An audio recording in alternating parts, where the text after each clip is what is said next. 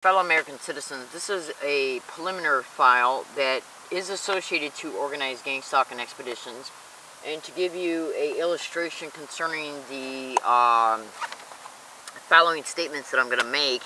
I know lately I put quite a few videos online concerning this book and the cover of the book and some statements concerning it, but it is relevant also in reference to this video. Is not about this book. This is just to show you also that this technology of remote neural monitoring, okay, that's being used for some of the most heinous crimes that your mind can conceive, it's gotten to the point now to where people are literally writing books about it. Electronic torture, electronic rape, technology, and gang stalking at the post office.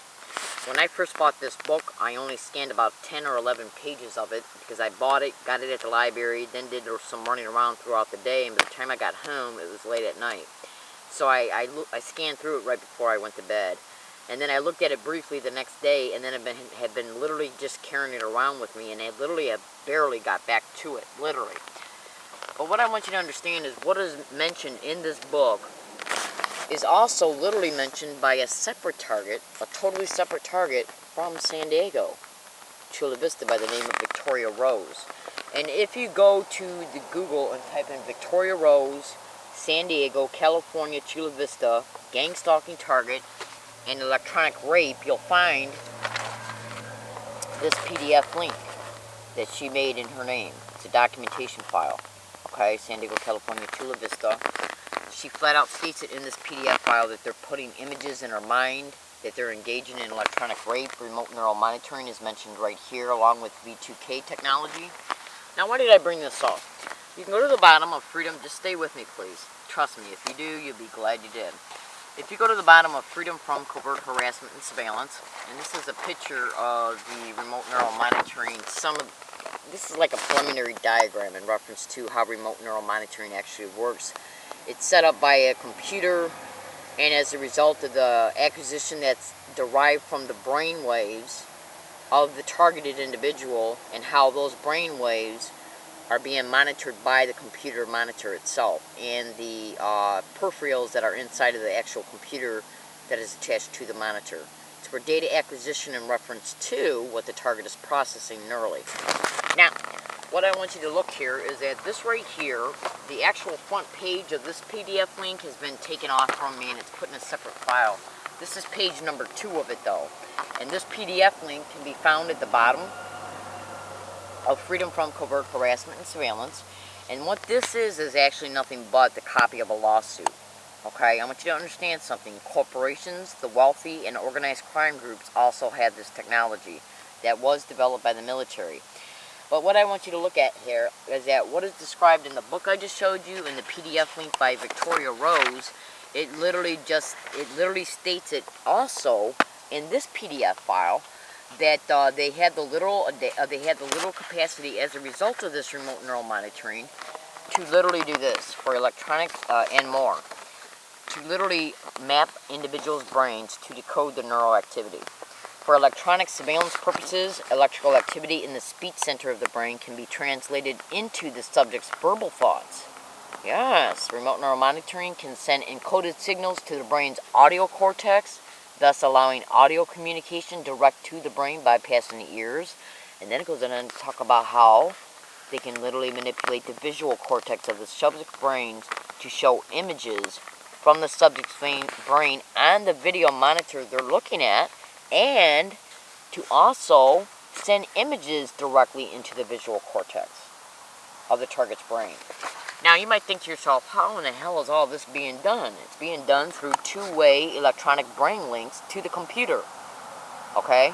Yes, and by the computer and the monitor they're on, sending frequencies, what they're doing is basically piggybacking on satellites, stationary satellites in the community, and even in satellites that are on and cell phone towers, even satellites that are possibly up in outer space, cable TV satellites. And what they're doing, real briefly, is piggybacking their frequency onto the frequencies of these apparatuses in our communities. And then they're modulating them down until their modulation of their frequency interfaces with the bioelectric frequency that the target's brain is emitting. And possibly even like James Walbert and David Larson talk about, there is also possible neural implantation or nanotechnology involved in this as well. And that's not hard to do at all, and you would not believe how easy you will come to the deduction that that's possible to happen to you if you read this remote neural monitoring file, because it flat out talks about how they can easily break into your apartment while you're sleeping. Now, in order for you to understand, and then basically as a result of your brainwaves being monitored, go to YouTube and type in John Hall Satellite Terrorism and listen to all of his videos. Just do it. Now, this right here at the cover of this book talks about electronic torture and electronic rape. How the hell how would you think yourself, if you hear that, you read that and you think, what the hell is electronic rape? Electronic rape has to do with the phantom touch sense of the somatosensory cortex that they manipulate as a result of it being monitored. And that's basically doing nothing where they're mapping all of your physiological signals of your entire body by using the central nervous system as a conduit. In other words, you see my hand laying down right now? Now I'm holding my video camera that I'm shaking, so I can't take the hand that I'm holding my video camera, and I can take my finger. You can see my finger a little bit. You see my finger tapping my hand? That area of the brain right here that I'm tapping on my hand has got nerve endings. Okay? I'm literally touching the tip of my knuckle on my hand right now. You can see it. Okay? I'm literally tapping it right now for you to see. I'm touching it right now. That area I'm touching on my hand has nerve endings on it. Those nerve endings send signals, like say if I was pinching this part of my hand right now I'm touching, okay? There's got nerve endings at this area, any area of your body. Right now I'm showing you my hand. The nerve endings at this particular spot on my hand, if I was to pinch this spot, the nerve endings would send the pain signals through the central nervous system up to the brain. So the brain can deduce that this part of the body is under a threat as a result of the pain being experienced on this part of the body.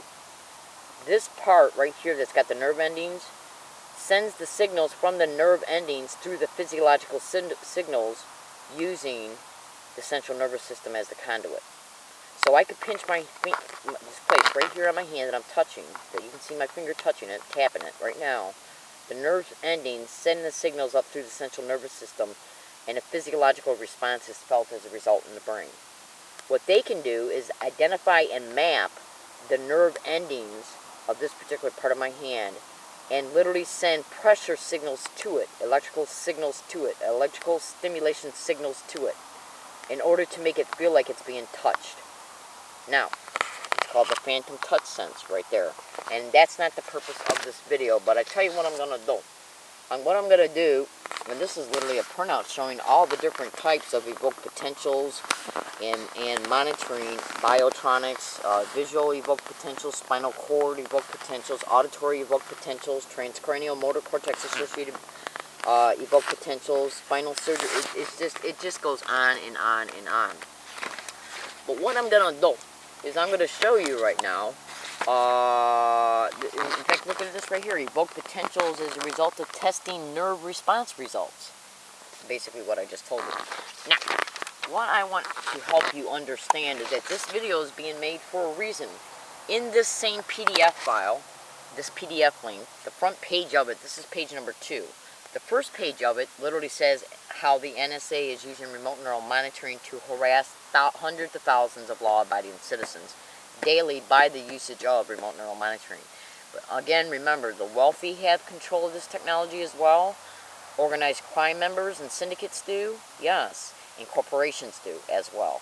Okay, so when you look at this PDF link, don't just think that the NSA is the only ones that have control of this technology, as well as the military. So this PDF link and a second PDF link is at the bottom of Freedom from Covert Harassment and Surveillance. Go to them, copy and paste them into any search engine, and then print them out and keep them for cross-referencing purposes. It's either this PDF link or the second one that literally shows how they can create artificial dreams by using high-definition video productions that they create, either through programs that literally can simulate a production. Like, you know how when you're watching TV, you're watching actual individuals on a TV show? They got software programs now that can literally create beings to make them look like literal human beings. And if you don't believe what I'm saying, go to YouTube and type in George Norrie, Coast to Coast, Fred Bell, Electronic Harassment and Warfare. He talks about that. It's called personification software. And what they can do is create high-definition videos, actual videos, with using real people or fake people that look like real people, augmented reality or virtual reality scenarios, and create a dream-like landscape, okay, that are heinous in reference to what the dream's about, okay, and then transmit the entire dream into let's see, where's it at? Into the visual cortex, okay, while the target's sleeping. And if you don't believe me, listen to this.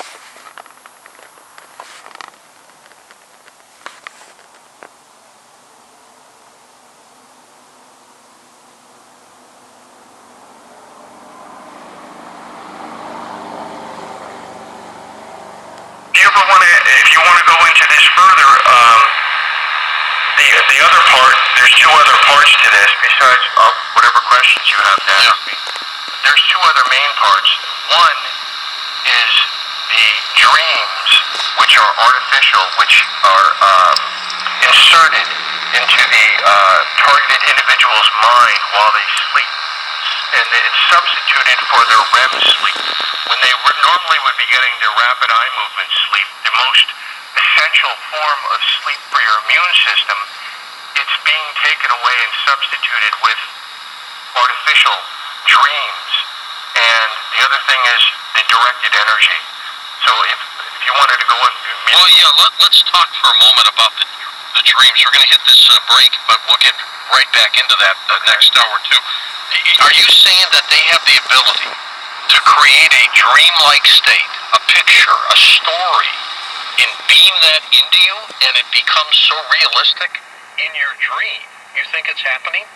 Oh, totally. And I've spoken to every other target I've spoken to has experienced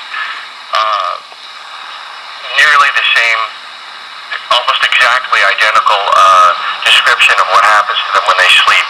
That's when most of the damage occurs, actually, is when you're asleep. They take you when you're asleep. They work on you when you're asleep. With the dreams, you get burned when you sleep. You go to sleep, you go to sleep fine. You wake up with a huge burn on your leg. Most of the activity is done during the day. You may encounter organized stalkers, but after a while, that only lasts for the first 2 or 3 years of being a victim. After a while, that tapers off, and it happens intermittently, once in a while, very sporadically. Alright, now the point of this, he was talking about directed energy burns. That's the third PDF link at the bottom of Freedom from Covert Harassment and Surveillance. I'm going to stop this video file, but what I want you to do is I want you to look at the YouTube channel this comes from, and then look at all published videos in reference to this particular date. Additional published videos that have been uploaded but have not been titled yet, or any additional cooperating material hasn't been put in their descriptions yet. But just look at any video that is published on the same date in reference to this YouTube channel, and you will see cooperating videos that just haven't been titled yet, and cooperating material hasn't been put in their descriptions yet. But look at them. You'll be glad you did. Thank you.